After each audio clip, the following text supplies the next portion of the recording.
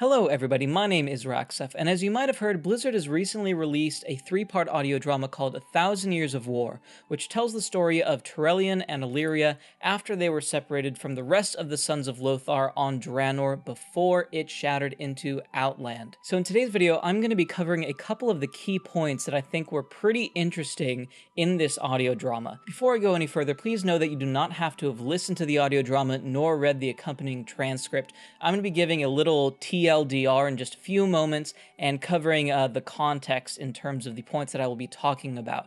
If you are interested in listening to the audio drama or reading the script, I will be providing links in the description down below. So let's get into the video. To give you a TLDR of what exactly happened in this audio drama, basically Lothraxion rescues Turalyon and Illyria from Draenor. They're introduced to Xe'ra and the Army of the Light. Xe'ra gives Turalyon his Lightforged powers, essentially making him immortal, which explains why he's been able to live for over 1,000 years. They learn of agents of the Void clashing against the Legion. One particular agent who wields the Void is named Locus Walker, and Illyria is of the opinion that they should befriend Locus Walker and they should ally themselves with anyone else who wields the Void so that they can better destroy the Legion. Of course, Xe'ra's not a big fan of this and forbids it. They're sent to Legion to do a little bit of spying and kind of discover what is there. They come across something called the Emerald Star, which we, of course, learn to be the soul of Argus, the soul of the Titan that is waiting to be born within Argus, and we, of course, know that the same thing is happening within Azeroth.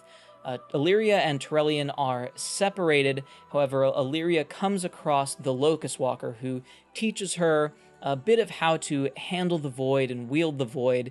She gets captured by the Legion, but eventually frees herself and the Locus Walker. When she returns to the Army of the Light, Xe'ra's not happy at all and decides to imprison her, even though she's doing everything in the name of the Army of the Light with the intent of destroying the Legion. And that has basically led us up to the point of where we find the Army of the Light in Legion when we hit Argus. The first point that I want to touch on within the audio drama is Xe'ra. Now, I did cover Xe'ra in a previous video where I talked about Illidan and him rejecting Xe'ra's gift to become a light-forged weapon of the Army of the Light. If you didn't have a problem with that, you definitely won't have a problem with how Xe'ra is acting in this audio drama. Xe'ra basically is shunning everything that is not the straight and narrow path of the light. If you are not following Xe'ra's prophecy, or you're straying from the path that the light has set down before you, Xe'ra is not going to like you at all, as we can see with how Xe'ra treated Illyria. Even though Illyria embraced the Void and used that power to fight alongside the Army of the Light, Xe'ra would have absolutely none of it. What I thought was really interesting is how Xe'ra used a lot of similar language with Turalyon as she did with Illidan. And I don't know if this was just how the script was written, but it is almost word for word. When Xe'ra is turning Turalyon into this light-forged being, she literally says, "Your old life has passed, the light will forge you a new one." And I'm pretty sure that's almost exactly, if not exactly, what she said to Illidan as she was trying to convince him to accept the light. Now, personally, I'm not a big fan of Xe'ra. I don't like how she treated Illidan. I'm not a fan of how she just imprisoned Illyria for wanting to fight alongside the Army of the Light, yet using slightly different methods to do so. I don't view her as a good person in the Warcraft universe.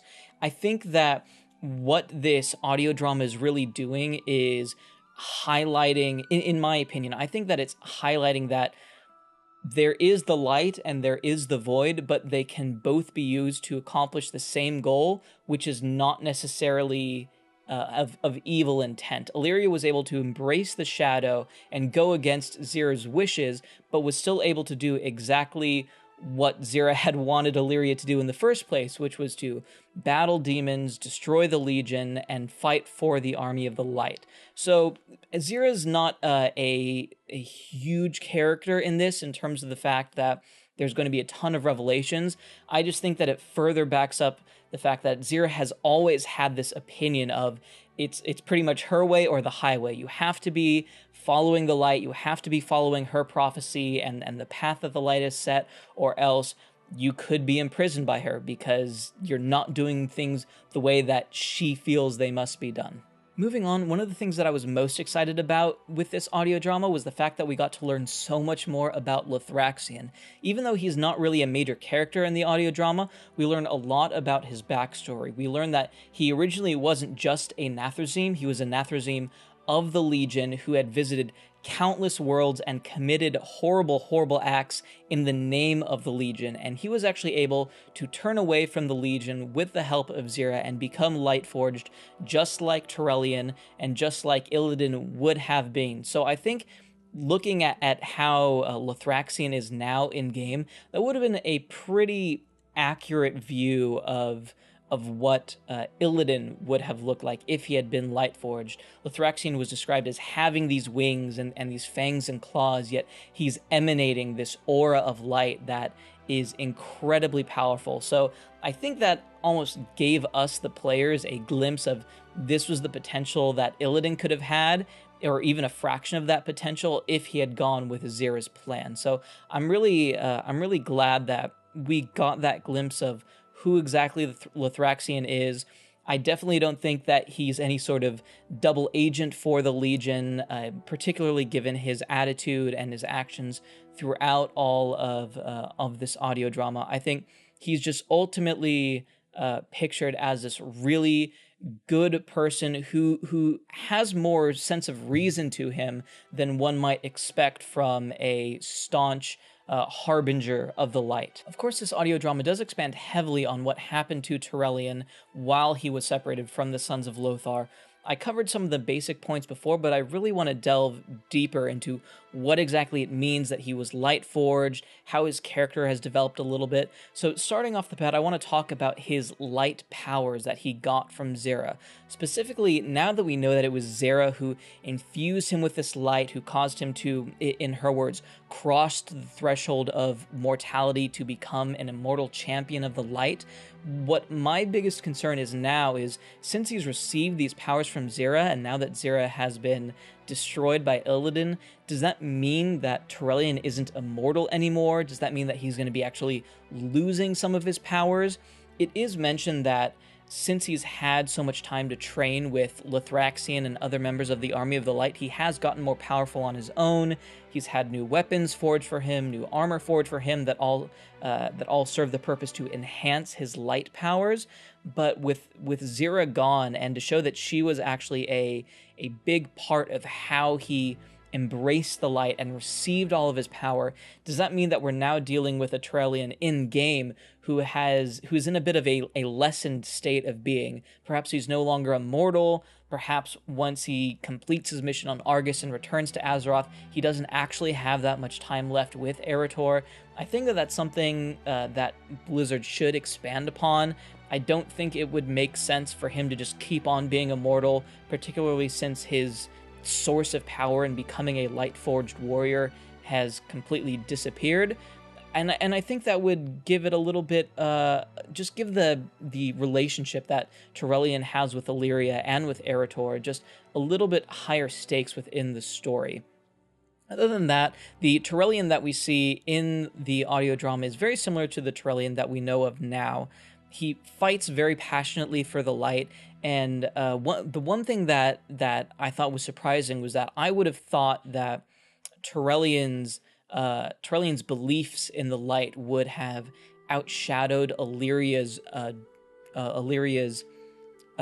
embrace of the void, and how she's now using the void as a power against the Legion. However, we have been revealed to in this audio drama that even though Turalyon trusts Xe'ra and he trusts the light, and the light is the path that he wants to go down, he will always love Illyria. No matter if she wields the void or becomes corrupted, she will always hold a place in his heart, and he will always trust her. So that was one thing that I wasn't quite expecting. We pretty much had the answer to what's going to happen between Turalyon and Illyria when Turalyon finds out that she has fully embraced the void in patch 7.3 and has taken this void form herself. I think that that's interesting that we now kind of have that answer. Perhaps it may change in the future. I think it would be better if it kind of did change in the future, but all we really can do is wait and see. And finally, we have Illyria. Now, I strongly considered Illyria to be the actual main character of this audio drama. I think the most development happened with her. Before, she was a follower of the light, even though she did not embrace the light. Then when she was recruited to the army of the light, she became much more indoctrinated in their values. However, when she got separated from Turalyon and she met up with the Locus Walker and she started learning more about the void and that the light is actually a form of slavery because you need to always be following the light in order to receive power from it, and with the void you can take power freely. I just think that her character overall was really, really greatly developed in this audio drama. One of the things that I think she revealed to us as the audience is that even though the void views the light as a force of enslavement and that you must bow to it in order to receive a little bit of power, the light also views the void in a similar way, how you can harness the powers of the void, but they will eventually corrupt you and turn you mad. What she and the Locus Walker were discussing is that neither side is true. All that you really can know is what you feel and what your viewpoint is. And I think that revealed a ton about how we are going about using the light to fight the Legion, and how Xe'ra is saying, no, it must only be the light. You can only follow the path of the light. And even with Illidan, he's saying, no, I'm not going to follow the light. I'm going to follow my own path. I think it's revealing as a whole in the Warcraft universe that maybe even though the light in general, we view it as a force for good, it is not the only force that we can use to destroy the Legion. We can follow our own path. We can harness the void. There's many avenues that we can take in order to ensure the Legion's destruction. And that's one of the things that I think I appreciated the most out of this audio drama, is it just really fleshed out what the void was, not necessarily the characters behind it, but just what it is as a power and how it exists in the world, in the world of Warcraft. So I was very, very excited to see her become a vessel that the listeners or that the readers can kind of glean all of this information.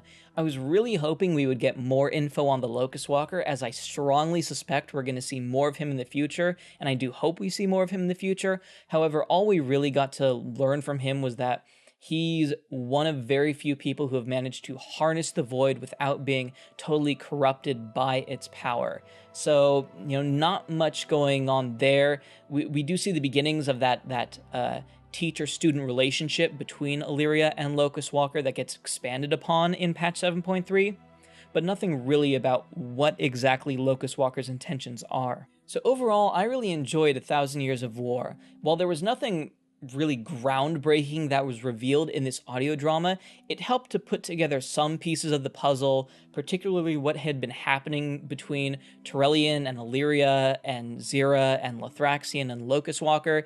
It just starts to create a much clearer picture. It absolutely wasn't vital, and if you're not interested in reading the audio drama or listening to it, then you absolutely don't have to.